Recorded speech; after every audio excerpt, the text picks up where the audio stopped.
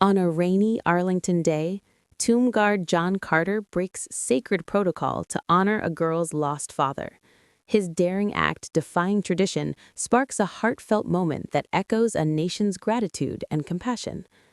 It's a cold, rainy afternoon at Arlington National Cemetery, where the air feels heavy with history and reverence. The tomb of the unknown soldier stands like a silent sentinel, its marble gleaming despite the gray sky above. Rain patters softly on the stone plaza, a steady rhythm broken only by the precise, measured steps of a lone guard. 21 steps, a pause, a crisp turn, and 21 steps again. This is the rhythm of honor, a tradition unbroken for decades, a promise to never forget those who gave everything and whose names we'll never know. The guard today is John Carter, a young soldier in the 3rd U.S. Infantry Regiment, the Old Guard. His face is stoic, his eyes fixed forward, his ceremonial uniform pristine despite the rain soaking through. To the crowd of tourists huddled under umbrellas, he's a symbol of duty, a living statue. But beneath the surface, John carries a story of his own, one forged in loss and loyalty. Before we continue this story, let us know where you're watching from. If you enjoy stories like this, subscribe to the channel because tomorrow we have another special story for you. The crowd watches in quiet awe, their whispers barely audible over the rain. Families, veterans, school groups, they've all come to witness this sacred ritual. Among them, standing at the edge of the cordoned-off plaza, is a little girl named Sarah. She's 10 years old, her yellow raincoat bright against the gray day. Clutched in her small hands is a faded photograph, its edges worn from being held too many times. It's a picture of her father, a soldier who never came home from Afghanistan, his identity lost in the chaos of war. Sarah's mother, Emily, stands beside her, holding her hand tightly. Emily's eyes are red, her face a mask of strength for her daughter, but the weight of grief is etched in every line. They've traveled from a small town in Ohio, a journey made possible by neighbors who pooled their money to give Sarah this moment, a chance to stand where her father's memory lives on. Sarah's voice, small but clear, cuts through the rain. "Mom, do you think Dad knows we're here?" she asks, her eyes fixed on John as he marches. Emily squeezes her hand, her voice soft but steady. "I think he does, sweetheart. He's watching you, and he's so proud." Sarah nods, her gaze never leaving John. To her, he's more than a guard. He's a connection to her father, to the world of soldiers and heroes she's only known through stories. In that single photograph, she stands a little straighter, mimicking John's posture, though the rain makes her shiver. "I want to be brave like Dad," she whispers, almost to herself. Emily's breath catches, and she brushes a wet strand of hair from Sarah's face. "You are, Sarah, braver than anyone." John, through his disciplined forward gaze, notices the bright yellow raincoat in the crowd. It's hard not to. Most visitors blend together, their faces a blur of curiosity or respect. But Sarah stands out. He sees the photograph in her hands, the way she holds it like a treasure. He's been a guard for 5 years, trained to ignore distractions, to embody the stillness of duty. But something about Sarah tugs at him. Maybe it's the way she stands, small but determined, or the way her mother's hand trembles as she holds her daughter close. John knows loss. His older brother, Michael, was a Marine who died in Iraq when John was just a teenager. It was Michael's sacrifice that led John to the army, to this very post where he honors the unknown, not just for the nation, but for his brother, whose memory still lingers in every step he takes. The rain falls harder now, a steady drumbeat against umbrellas and raincoats. The crowd shifts, some pulling their jackets tighter, others snapping photos despite the weather. A veteran in a wheelchair, his cap adorned with pins from Vietnam, watches John with a knowing nod. A group of school kids on a field trip from Maryland whisper excitedly about the guard's precision.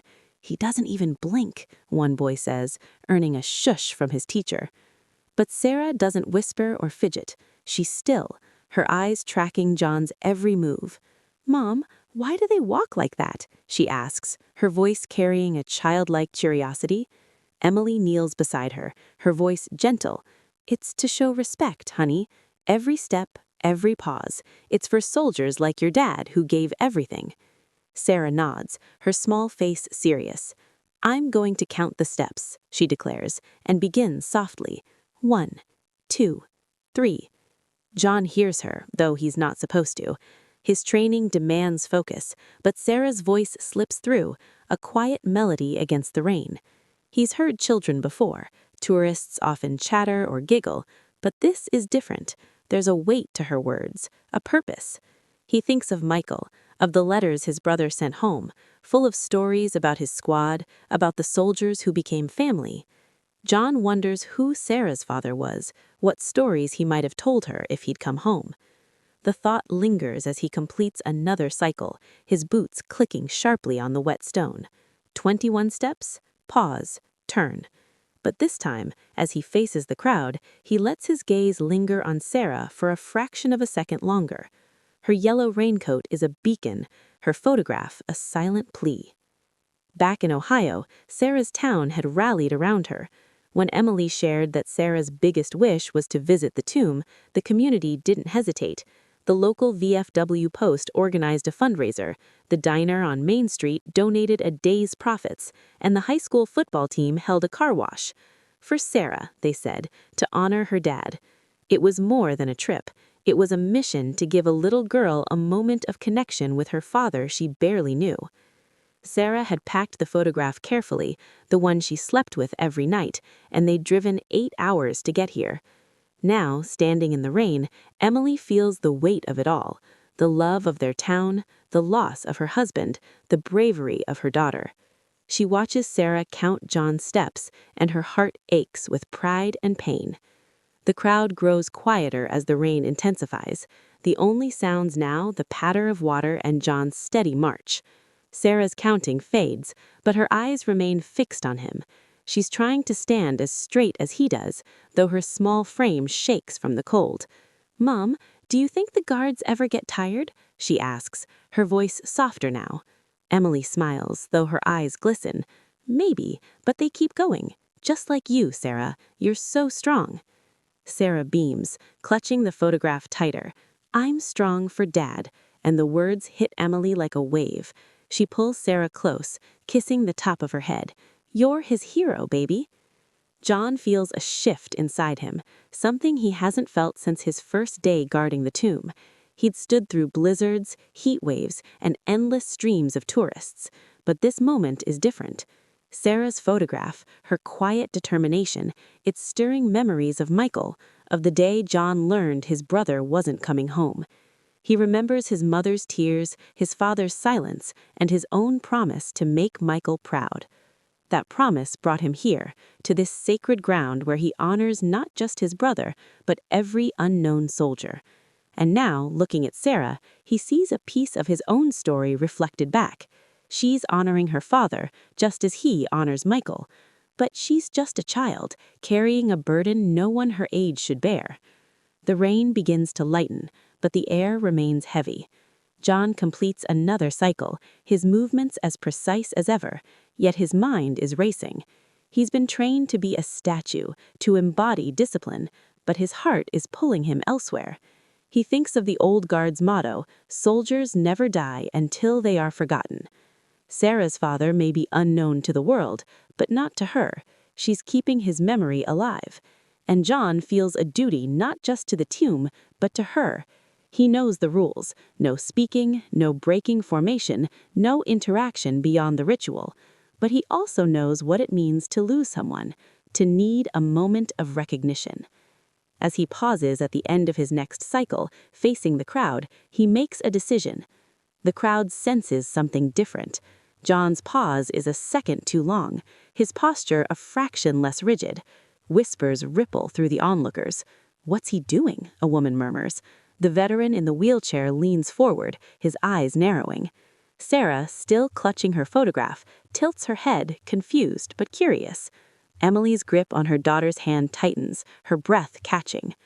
John turns sharply, his boots clicking louder than usual, and instead of resuming his march, he steps forward, out of the designated path.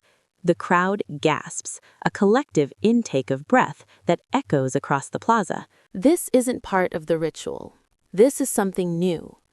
John's steps are deliberate, each one measured but purposeful.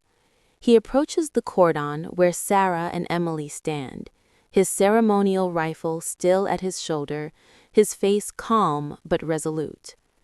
The rain has slowed to a drizzle, and the world seems to hold its breath. Sarah's eyes widen, her mouth forming a small O of surprise. Emily's hand flies to her chest, her heart pounding. John stops just before the cordon, his tall figure imposing, yet somehow gentle. He kneels, one knee touching the wet stone, bringing himself to Sarah's eye level. The crowd is silent now, every eye on this unprecedented moment. "Sarah," John says, his voice low but clear, carrying the weight of years of service. "I see the photograph you're holding. Your father was a hero, and you're keeping his memory alive. That makes you a hero too." Sarah blinks, her eyes bright with wonder. You know my name?" she whispers, her voice trembling. John's lips twitch, the faintest hint of a smile. "I heard you counting my steps," he says. "You're paying respect to your dad, and that's something special." He reaches for his uniform, his gloved hand moving with the precision of a soldier. He unpins a small insignia, the badge of the 3rd Infantry Regiment, a symbol of his unit's legacy. It's not a medal, not something that breaks protocol, but it's a piece of his duty, a token of honor. "This belongs to you," John says, holding the insignia out to Sarah. "Because you're carrying your father's courage, you're keeping his fire burning." Sarah's hands shake as she reaches out, her fingers brushing the metal. John carefully pins it to her yellow raincoat, the silver glinting against the bright fabric. "There," he says softly, "now you're part of the old guard too." Sarah touches the insignia, her face a picture of awe. "For Dad?" she asks, her voice barely audible. John nods. "For your dad and for you." Emily's tears spill over, her hands covering her mouth. "Oh, Sarah," she whispers, her voice breaking. But John isn't done. He looks at Emily, his gaze steady but kind. "Ma'am," he says, "would you allow me to take a photograph with Sarah? I want her father to know we're all here, remembering him." Emily's breath catches and she nods, unable to speak. She fumbles for the small camera in her bag, her hands trembling. A fellow guard, waiting nearby for the next shift, steps forward silently, taking the camera with a nod. The crowd watches, transfixed as John stands and moves beside Sarah. He places a gentle hand on her shoulder, both of them facing the tomb. Sarah clutches her father's photograph, the insignia shining on her raincoat. "Ready?" or the other guard says, and the camera clicks, capturing a moment that feels eternal. The soldier in his ceremonial uniform, the little girl in her yellow raincoat, and the tomb of the unknown soldier standing watch behind them. The crowd erupts in a soft, respectful applause, the sound mingling with the drizzle. The veteran in the wheelchair wipes his eyes, his hands shaking. A young couple nearby clings to each other, moved by the scene. The school kids, usually restless, stand still, their teacher whispering, "This is what honor looks like." Sarah turns to John, her face glowing despite the cold. "Thank you, sir," she says, her voice small but strong. "I'm going to tell Dad you said he's a hero." John's throat tightens, but he keeps his composure. "You do that, Sarah," he says, "and tell him you're his hero too." He stands, giving her a small, formal nod, then turns to Emily. "Ma'am, thank you for bringing her here," he says. Emily's voice is thick with emotion. "No thank you," she says. "You've given her something she'll carry forever." John steps back, his boots clicking as he returns to his post. The crowd parts silently, their eyes following him. He resumes the ritual. 21 steps. Pause. Turn, as if nothing has happened. But something has changed. The air feels lighter, the rain less cold. Sarah clutches the insignia, her smile brighter than the gray sky. Emily pulls her close, whispering, "You did it, Sarah. You honored your dad." The veteran in the wheelchair rolls closer, his voice gruff but kind. "You're a brave girl," he tells Sarah. "Your dad would be proud." Sarah beams, holding up the insignia. "I'm part of the guard now," she says, and the old man chuckles, his eyes wet. As John marches, he thinks of Michael, of the brother who inspired him to serve. He thinks of Sarah, of the father she'll never know but will always honor. He thinks of the tomb, of the unknowns who rest here, their sacrifices woven into every step he takes. He's broken protocol, something he never imagines doing, but he knows it was right. The old guard's mission is to keep the memory alive, and today he's done that for Sarah, for her father, for every soldier who gave everything. The crowd begins to disperse as the rain slows to a mist. Sarah and Emily linger, watching John's final steps before the next guard takes over. Sarah waves a small, hopeful gesture, and John, though he can't wave back, feels it in his heart. They head toward the visitor center, Sarah's yellow raincoat a bright spot against the somber stones. Emily carries the camera, the photograph inside it, a treasure they'll share with their town, with the people who made this moment possible. "We'll frame it," Emily says, her voice steady now, "right next to your dad's picture." Sarah nods, her hand still on the insignia. "He'll like that," she says. Back at the tomb, John continues his watch, his steps as precise as ever. But there's a new resolve in him, a quiet strength. He's not just guarding the unknown, he's guarding the stories, the families, the children like Sarah who carry the weight of loss and the light of hope. The tomb stands as a reminder of sacrifice, but today it's also a testament to compassion, to the power of a single moment to change a life. This is the story of a guard and a girl, of a rainy day at Arlington, of a photograph and an insignia that bridged the gap between duty and humanity. It's a reminder that at the tomb of the unknown soldier, where every step and every pause is a tribute, sometimes the greatest way to honor the fallen is through an act of kindness that keeps their memory alive. So take a moment today. Think of Sarah, of John, of the soldiers whose names we'll never know. Share this story not just to remember them, but to remind us all that compassion is the truest form of duty. And if you're ever in Arlington, stand at the tomb, count the steps, and listen.